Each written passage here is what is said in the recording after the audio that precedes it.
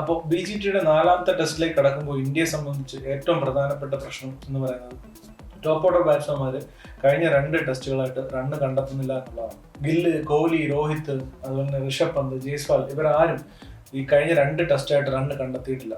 Indian ബാറ്റ്സ്മാൻമാരെ സംബന്ധിച്ച് ക്ഷമയില്ല എന്നുള്ളതാണ് ഏറ്റവും വലിയ പ്രശ്നം. ഇപ്പോൾ ജയ്സ്വാൾ ആയാലും അതുപോലെ തന്നെ ഗില്ലായാലും വിരാട് കോഹ്ലി ആയാലും എല്ലാവരും ഒരു 20-30 ബോൾസിനുള്ളിൽ തന്നെ സ്ട്രോക്സ് കളിച്ചു തുടങ്ങുകയാണ്. അപ്പോൾ ഓസ്ട്രേലിയൻ ബോളേഴ്സിനെ സംബന്ധിച്ച് അല്ലെങ്കിൽ ഓസ്ട്രേലിയൻ ടീമിനെ സംബന്ധിച്ച് ഈസി ആക്കി കൊടുക്കുകയാണ് ഇന്ത്യൻ ബാറ്റ്സ്മാൻമാർ ചെയ്യുന്നത്. കാരണം അവിടെ ക്രീസിൽ സ്പെൻഡ് ചെയ്യണം അല്ലെങ്കിൽ അവിടെ ടൈം സ്പെൻഡ് ചെയ്യണം എന്നുള്ളൊരു ബേസിക് കാര്യം ഇന്ത്യൻ ബാറ്റ്സ്മാൻമാരും മറന്നു പോയിരിക്കുകയാണ് കഴിഞ്ഞ 2 ടെസ്റ്റായിട്ട്. അതിന്റെ ഏറ്റവും വലിയ ഉദാഹരണമാണ് ഇപ്പോൾ കഴിഞ്ഞ ടെസ്റ്റിൽ സ്മിത്ത് ആയാലും അതുപോലെ തന്നെ 1ാം ടെസ്റ്റിൽ ജയ്സ്വാൾ അങ്ങനെയാണ് സെഞ്ചുറി അടിച്ചതെന്നൊക്കെ നോക്കിക്കഴിഞ്ഞാൽ ആ ക്രീസിൽ ടൈം സ്പെൻഡ് ചെയ്യുന്ന ബാറ്റ്സ്മാൻമാരാണ് പിന്നീട് റണ്ണ് കണ്ടെത്തുന്നത്. അത് മാത്രമല്ല, ഇപ്പോൾ ഓസ്ട്രേലിയയെ സംബന്ധിച്ച് ഇപ്പോൾ കഴിഞ്ഞ ടെസ്റ്റിൽ 400 റൺ സ്കോർ ചെയ്ത ടീമാണ്. അവരെങ്ങനെയാണ് അത് സ്കോർ ചെയ്യുന്നത്? ബോളിനെ ഹോൾഡ് ആക്കുന്നതിന് വരെ ടോപ്പ് ഓർഡർ ബാറ്റ്സ്മാൻമാർ റൺ അടിച്ചില്ലെങ്കിൽ പോലും കഴിഞ്ഞ മാച്ചിൽ ലബുഷേൻ ആയാലും അതുപോലെ തന്നെ മക്സ്വീനി ആയാലും അവരൊക്കെ ബോൾ ഒരുപാട് ഹോൾഡ് ആക്കാൻ വേണ്ടി ഹെൽപ്പ് ചെയ്തു. ബോൾ ഹോൾഡ് ആയി കഴിഞ്ഞിട്ട് ഹെഡ് വരിക, നന്നായിട്ട് ഫാസ്റ്റായിട്ട് സ്കോർ ചെയ്യുക എന്നുള്ളതാണ് അവരെ സംബന്ധിച്ച് സ്ട്രാറ്റജി. ഇന്ത്യയെ സംബന്ധിച്ചും അതുപോലെ തന്നെയുള്ള ഒരു ബാറ്റ്സ്മാൻ ഉണ്ട്, ഋഷഭ് പന്ത്. പക്ഷേ ഇന്ത്യൻ ടോപ്പ് ഓർഡർ ബാറ്റ്സ്മാൻമാർ അതിനനുസരിച്ച് അവിടെ സ്റ്റേ ചെയ്ത് അവിടെ ടൈം സ്പെൻഡ് ചെയ്ത് ബോൾ ഹോൾഡ് ആക്കുന്നില്ല. ഈ ഋഷഭ് പന്തിന് കുറച്ച് ബോൾ ന്യൂ ആയിരിക്കുമ്പോൾ തന്നെ ബാറ്റ് ചെയ്യാൻ വരേണ്ടി വരുന്നു എന്നുള്ളതാണ് ഇന്ത്യയെ സംബന്ധിച്ചുള്ള സാഹചര്യം. ഇപ്പോൾ ഇന്ത്യയുടെ പ്ലേയിങ് 11 നോക്കുകയാണെങ്കിൽ പ്രത്യേകിച്ച് ചേഞ്ചസ് ഒന്നും ഉണ്ടാവാൻ യാതൊരു സാധ്യതയില്ല.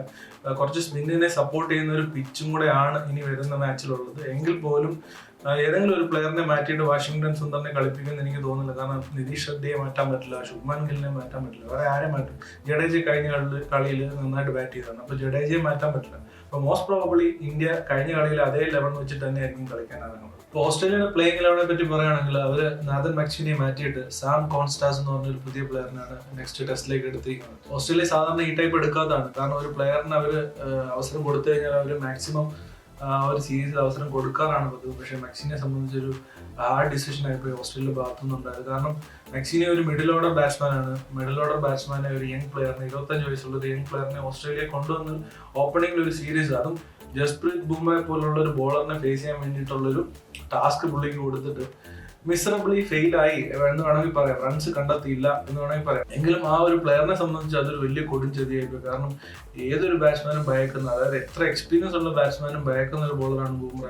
ആ ബുംറയാണ് പുള്ളി കഴിഞ്ഞ 3 ടെസ്റ്റുകളായിട്ട് നേരിട്ടുകൊണ്ടിരിക്കുന്നത് ആദ്യത്തെ ഓവറുകളിൽ. അപ്പോൾ ഒരു യങ്സ്റ്ററിനെ സംബന്ധിച്ച് അത് വലിയ ചലഞ്ചാണ്. എന്തായാലും മക്സിനെ ഡ്രോപ്പ് ചെയ്തു, സാം കോൺസ്റ്റാസിനെ ടീമിൽ എടുത്തിട്ടുണ്ട്. പുള്ളി ഇന്ത്യ ആയിട്ടുള്ള മാച്ചിൽ ഇതേ ഗ്രൗണ്ടിൽ തന്നെ ഒരു സെഞ്ചുറി സ്കോർ ചെയ്തതാണ്. ഈ സാം കോൺസ്റ്റാസ് ഇന്ത്യ ആയിട്ടുള്ള മാച്ചിൽ നന്നായിട്ട് പെർഫോം ചെയ്ത ഒരു പ്ലെയറാണ്. ഒരുപക്ഷെ അതൊക്കെ തന്നെ ആയിരിക്കും, അത് ഈ ഗ്രൗണ്ടിൽ തന്നെയാണ്.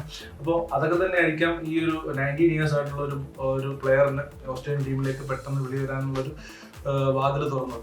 അതുപോലെ തന്നെ വേറൊരു ഒബിയസ് ചേഞ്ച് ഉണ്ട്. ഹേസൽവുഡിന് പകരം ബോളാൻഡ് ആയിരിക്കും കളിക്കുന്നത്. ഇപ്പോൾ ഓസ്ട്രേലിയയെ സംബന്ധിച്ച് മെയിൻ ആയിട്ടുള്ള ഇഷ്യൂ ഉസ്മാൻ ഖോജയുടെ ഫോമാണ്, അതുപോലെ തന്നെ മിച്ചൽ മാർഷിന്റെ ഫോമാണ്. ഇവർ രണ്ടുപേരുമാണ് തീരെ ഡ്രൈ ആയിട്ട് റൺ അടിച്ചത് ഈ സീരീസിൽ. ബാക്കി എല്ലാവരും അങ്ങും കുറച്ച് ചെറിയൊരു ഹോപ്പ് തരുന്ന രീതിയിലുള്ള ഇന്നിങ്സുകൾ ബാക്കി എല്ലാവരും കളിച്ചിരുന്നു. പക്ഷെ ഇവർ രണ്ടുപേരും വളരെ മോശമാണ്. ഈ ഒരു ഏരിയയാണ് ഓസ്ട്രേലിയയെ സംബന്ധിച്ച് ഏറ്റവും കൂടുതൽ വെറിയിക്കുന്ന ഏരിയ. അതല്ലാതെ ഓസ്ട്രേലിയയെ സംബന്ധിച്ച് വലിയ ന്യൂനതകളൊന്നും ഇല്ല. അവർ ടീമായിട്ട് ജെല്ലായിട്ടിരിക്കുകയാണ്. ഒരു പോസിറ്റീവായിട്ട് ഈ സീരീസ് ഡെവലപ്പ് ആവുന്നതനുസരിച്ച് അവരുടെ ടീം കൂടുതൽ ജെല്ലായി കൂടുതൽ എന്ന് പറഞ്ഞാൽ ഫോമിലേക്ക് എത്തി, ആസ് എ ടീം ഫോമിലേക്ക് എത്തി നിൽക്കുന്ന ടൈമാണ്. പക്ഷെ ഇന്ത്യയെ സംബന്ധിച്ച് അങ്ങനെയല്ല. രോഹിത് ശർമ്മയുടെ ഫോം ഇന്ത്യയെ സംബന്ധിച്ച് വലിയൊരു തലവേദനയാണ്. കാരണം Rohit Sharma as A captain ഈ ഫോം ഇല്ലാത്തതുകൊണ്ട് തന്നെ മെന്റലി പുള്ളി ഭയങ്കര ഡൗൺ ആണ്. പുള്ളി തന്നെ പത്രസമ്മേളനത്തിൽ പറയുന്നുണ്ടായിരുന്നു. അത് ഒബിയസ്ലി ഗ്രൗണ്ടിൽ നമ്മൾ അത് റിഫ്ലക്ട് ചെയ്യുന്ന കാണുന്നുണ്ട് കഴിഞ്ഞ 2 ടെസ്റ്റുകളായിട്ട്. രോഹിത് ശർമ്മയുടെ ഫോം ഇന്ത്യയെ സംബന്ധിച്ച് വലിയൊരു ഇഷ്യൂ ആണ്. അതുപോലെ തന്നെ വിരാട് കോഹ്ലി ഫസ്റ്റ് ടെസ്റ്റിന് ശേഷം റണ്ണ് കണ്ടെത്തുന്നില്ല എന്നുള്ള ഒരു ഇഷ്യൂ ആണ്. ടോപ്പ് ഓർഡർ ബാറ്റ്സ്മാൻമാർ എല്ലാം ഫോം ഒരു ഇഷ്യൂ ആണ്. പോരാത്തതിന് ഇന്ത്യയുടെ ബോളിംഗിൽ ജസ്പ്രീത് ബുംറയെ മാത്രം ഡിപ്പെൻഡ് ചെയ്തിട്ടാണ് ഇന്ത്യ നിൽക്കുന്നത്. അല്ല, ഇപ്പൊ കഴിഞ്ഞ ടെസ്റ്റിൽ വേണമെങ്കിൽ നമുക്ക് പറയാം ആകാശ്ദീപ് പെർഫോം ചെയ്തെന്ന് വേണമെങ്കിൽ പറയാം. പക്ഷേ എങ്കിൽ പോലും ആകാശ്ദീപും സിറാജും കൂടെ അവസരത്തിന് തുയർന്ന് ഈ 4ാം ടെസ്റ്റിൽ പെർഫോം ചെയ്തില്ലെങ്കിൽ ഇന്ത്യയെ സംബന്ധിച്ച് ബോളിംഗ് ഡിപ്പാർട്ട്മെന്റിലും ഇഷ്യൂസ് ഉണ്ട്. കാരണം ജഡേജ കഴിഞ്ഞ ടെസ്റ്റിൽ ബാറ്റ് കൊണ്ട് പെർഫോം ചെയ്തെങ്കിലും ബോൾ കൊണ്ട് തീരെ സപ്പോർട്ട് ചെയ്തില്ല. ഒരു വിക്കറ്റ് എടുക്കാനോ അല്ലെങ്കിൽ ഒരു ബ്രേക്ക് ത്രൂ കൊടുക്കാനോ ജഡേജയ്ക്ക് കഴിഞ്ഞില്ല. അപ്പോൾ അങ്ങനെ ഇരിക്കുമ്പോൾ ഇന്ത്യയുടെ ബോളിംഗ് യൂണിറ്റ് ടോട്ടലി ഡിപ്പെൻഡ് ചെയ്യുന്നത് ബുംറയെ തന്നെയാണ് ഇപ്പോഴും. അപ്പോൾ അത് മാറി ആകാശ്ദീപ് നന്നായിട്ട് ബോൾ ചെയ്തിരുന്നു, പക്ഷെ വിക്കറ്റിലേക്ക് കൺവേർട്ട് ചെയ്യാൻ ഫസ്റ്റ് ഇന്നിങ്സിൽ പറ്റില്ല. സെക്കൻഡ് ഇന്നിങ്സിൽ വിക്കറ്റ് എടുത്തിരുന്നു, പക്ഷെ അത് നമുക്ക് കൂട്ടാനേ പറ്റില്ല. കാരണം ഓസ്ട്രേലിയ ഒരു 20-20 സ്റ്റൈലിലാണ് അവർ വന്നിട്ട് സെക്കൻഡ് ഇന്നിങ്സിൽ ബാറ്റ് ചെയ്തത്. കാരണം അവർക്ക് ക്വിക്കായിട്ട് ഒരു 100 റൺ അടിക്കുക, ഇന്ത്യക്ക് മുമ്പിലേക്ക് ഒരു 300 റണ്ണ് ഒരു ലീഡ് വെച്ചിട്ട് ഇന്ത്യ പ്രഷറിലേക്ക് ആക്കി അവർക്ക് വിൻ ചെയ്യുക എന്നുള്ളൊരു മോട്ടീവ് വെച്ച് ഇറങ്ങിയാണ്. അപ്പോൾ സ്വാഭാവികമായിട്ടും വിക്കറ്റ് പോകുന്നത് സ്വാഭാവികമാണ്. അപ്പോൾ ആ ഒരു പെർഫോമൻസിനെ ഇന്ത്യയുടെ ബോളിംഗ് പെർഫോമൻസ് ആയിട്ട് അത്ര കണ്ട് നമുക്ക് അളക്കാൻ പറ്റില്ല. എങ്കിൽ പോലും സെക്കൻഡ് ഇന്നിങ്സിൽ ആകാശ്ദീപ് നന്നായിട്ട് ബോൾ ചെയ്തിരുന്നു. അപ്പോൾ എന്തായാലും ആകാശ്ദീപും സിറാജും പെർഫോം ചെയ്തേ പറ്റൂ ഇന്ത്യക്ക്, അല്ലെങ്കിൽ യാതൊരു രക്ഷയില്ല ബോളിങ്ങിന്റെ കാര്യത്തിൽ. അതുപോലെ തന്നെ ഇന്ത്യയെ സംബന്ധിച്ച് മറ്റു ചോദ്യങ്ങൾ ഉയരുന്നുണ്ട്. രോഹിത് ശർമ്മയും ഗൗതം ഗംഭീറും ഒരേ പേജിൽ തന്നെയാണോ ഉള്ളത്, ഒത്തൊരുമയുടെ ആണോ പോകുന്നത്? മെയിനായിട്ട് കോർ ലീഡർഷിപ്പ് ടീമിന്റെ ഒത്തൊരുമയുടെ ആണോ പോകുന്നതെന്നതിനെ സംബന്ധിച്ച് ഒരുപാട് ചോദ്യങ്ങൾ ഉയരുന്നുണ്ട്. കാരണം അശ്വിൻ ഒരു മിഡ് സീരീസിൽ റിട്ടയർ ആയി പോകുന്നു. അശ്വിനും ഈ ഒരു ലീഡർഷിപ്പ് ഗ്രൂപ്പിലുള്ളതാണ്. അപ്പോൾ അവിടെ ഒരു വിള്ളലുണ്ടോ എന്നുള്ളതും ഒരു ചോദ്യമായിട്ട് നിൽക്കുന്നുണ്ട്. കാരണം അശ്വിനെ സംബന്ധിച്ച് വിരാട് കോഹ്ലിയോ രോഹിത് ശർമ്മയോ പോലെ തന്നെ ഒരു സീനിയർ ആയിട്ടുള്ള ഒരു പ്ലെയറാണ്. അപ്പോൾ രോഹിത് ശർമ്മയും വിരാട് കോഹ്ലിയും ഫോമിലല്ല, അവർ റണ്ണ് കണ്ടെത്തുന്നില്ലെങ്കിലും അവർ 11 കളിക്കുന്നുണ്ട്. അശ്വിനെ സംബന്ധിച്ച് അവർ ഇപ്പോൾ ഒരു കളി അവസരം കൊടുത്തുള്ളൂ, അതിനകത്ത് ഒരു വിക്കറ്റ് എടുത്ത് അത്യാവശ്യം നന്നായിട്ട് ബോൾ ചെയ്യുകയും ചെയ്തു.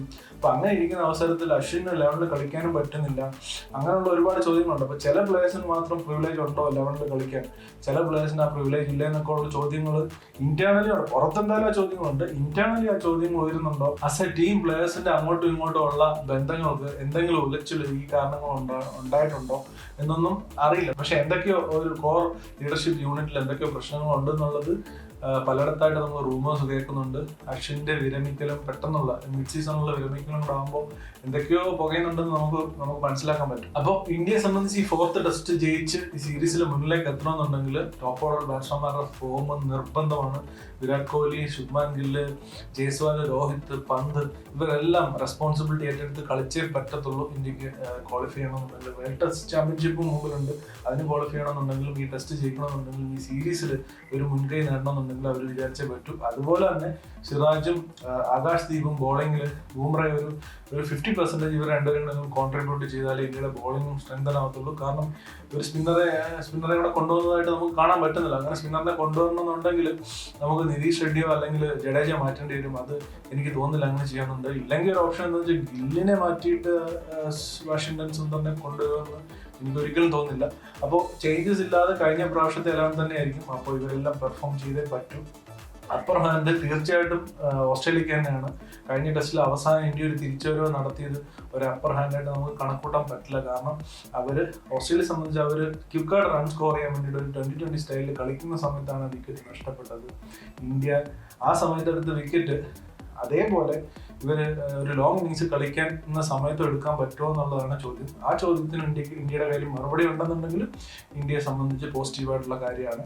ഇന്ത്യയെ സംബന്ധിച്ച് ഹോപ്പ് ഉണ്ട്. അപ്പൊ ചുരുക്കം പറഞ്ഞാൽ ഡു ഓർ ഡൈ ആണ് ഈ ടെസ്റ്റ്. ഈ സീരീസിനെ സംബന്ധിച്ച് വളരെ ഇമ്പോർട്ടന്റ് ആണ്. ജയിച്ചേ പറ്റൂ. ഈ ടെസ്റ്റ് ജയിക്കുന്നത് ഓസ്ട്രേലിയ ആണെങ്കിലും ഇന്ത്യ ആണെങ്കിലും അവർ അപ്പർ ഹാൻഡ് നേടിക്കഴിഞ്ഞു. ഈ സീരീസിൽ മാത്രമല്ല വേൾഡ് ടെസ്റ്റ് ചാമ്പ്യൻഷിപ്പിലേക്കുള്ള അപ്പർ ഹാൻഡ് ആണത്. പിന്നീട് തിരിഞ്ഞു നോക്കേണ്ടി വരില്ല വേൾഡ് ടെസ്റ്റ് ചാമ്പ്യൻഷിപ്പിൽ തോറ്റു കഴിഞ്ഞാൽ. അതുകൊണ്ട് ഇന്ത്യയെ സംബന്ധിച്ച് വളരെ ഇമ്പോർട്ടൻ്റ് ആണ്. അതിന്റെ പ്രഷറും ഉണ്ട് ഇന്ത്യയെ സംബന്ധിച്ച്.